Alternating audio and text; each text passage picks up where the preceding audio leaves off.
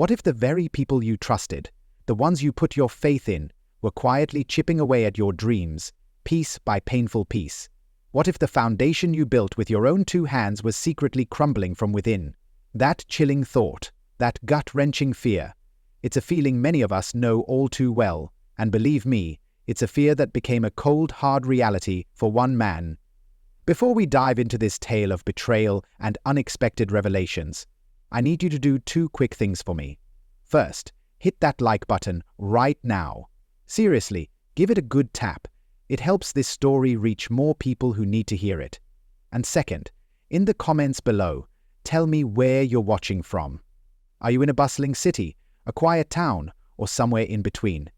Let me know, because this story, this emotional journey, is exactly for you, no matter where you are. Imagine this: a successful auto shop owner, a man named Arthur, proud of the business he'd painstakingly built over 2 decades.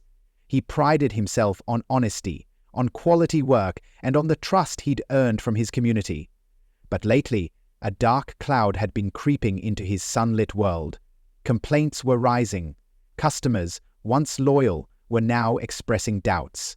And the numbers just weren't adding up.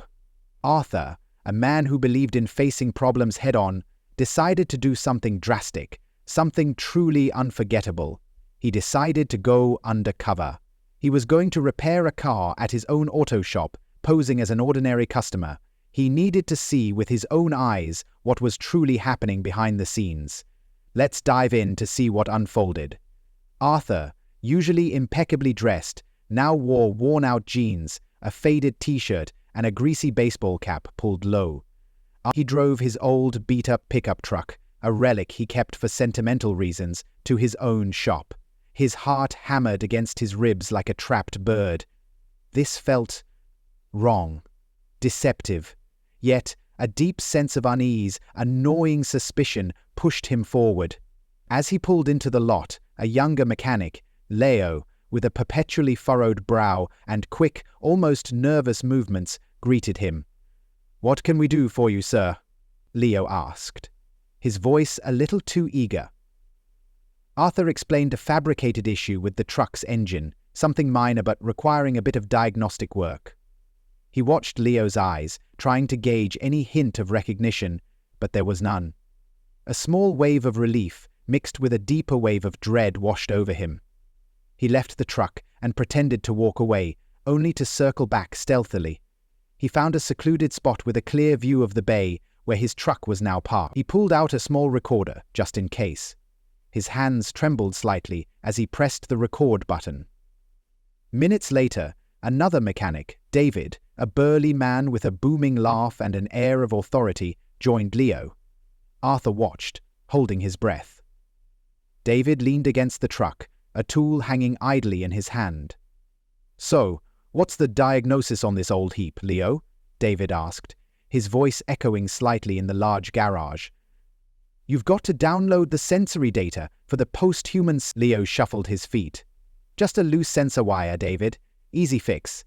Arthur's blood ran cold. A loose sensor wire. He'd made up a more complex problem. This was exactly what he feared. Then, David let out a low chuckle, a sound that sent shivers down Arthur's spine. "A loose wire. Huh? That's what you see. But what does the customer need to see?" Leo hesitated. "What do you mean, David?" "I mean," David's voice dropped, becoming a conspiratorial whisper, though Arthur could hear every word. "We're not making money on loose wires, are we? This old truck looks like it needs a new transmission to me. Tell him it's a major rebuild. Say it's on its last leg. He won't know the difference." Arthur felt a sudden, sharp pain in his chest. It was like a punch to the gut. His shop. His employees. Deceiving customers. Leo's voice was barely a whisper. "But it's not true. It's just a wire." "Truth?" David scoffed. "Truth doesn't pay the bills, Leo. We've got quotas. And frankly, this old truck, it's a gold mine. We can charge him a fortune. Think of it as a necessary evil for the business." Arthur felt the world tilt. Necessary evil? This wasn't just about money, it was about the integrity of his entire life's work. The trust he had built with his community, brick by painful brick, was being shattered by the very people he had entrusted with it. He froze. His mind raced. The complaints, the dwindling numbers, it all made a horrifying, sickening sense now. It wasn't a bad economy. It was betrayal from within. David continued, completely unaware of their audience. And that old man Arthur, he's never around anymore. Probably too busy counting his money. We're running this place now, Leo. Our rules. Arthur's heart felt like it was encased in ice. Old man, never around. The words cut deeper than any wrench ever could. He had stepped back, trusted them, given them autonomy, and they had taken advantage. A profound sadness washed over him, a desolate feeling of loss. He had believed in them. He had seen potential. He had given them jobs, a livelihood. And this was how they repaid him. He took a shaky breath, pressing himself further into the shadows. He had to hear more. Leo's voice, though still timid, held a flicker of defiance. But what about the warranty, David? What if he brings it back and someone else looks at it? David laughed, a harsh, grating sound. We'll say it's a new problem. These old trucks, they always have new problems. Don't you worry your pretty little head about it. Just write it up. And make sure to add the special diagnostic fee too. The one for complex electrical issues. Arthur closed his eyes, a single tear tracing a path down his grimy cheek. The complex electrical issue was his broken heart. He had poured his soul into this business. He had worked tirelessly, sometimes sleeping on the garage floor, to ensure every customer left with a smile and a working vehicle. And now this. The betrayal was a physical ache. He thought of the countless hours he'd spent training them, teaching them the value of honest work, the importance of integrity.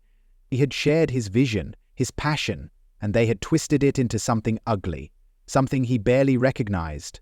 The memory of his father, a simple, honest mechanic, echoed in his mind. Your name is your bond, son. Never forget that.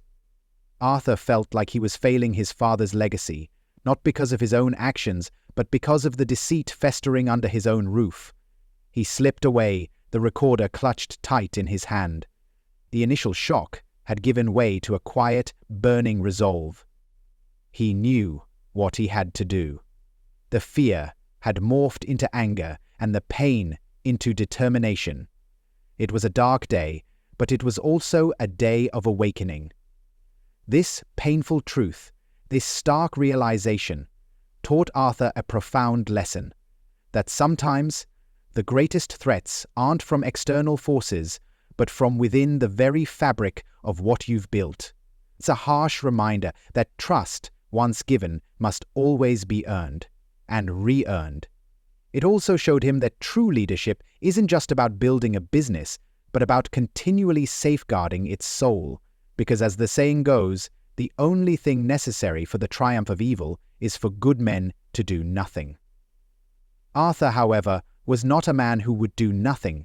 He would rebuild not just his business, but the shattered trust of his customers, one honest repair at a time.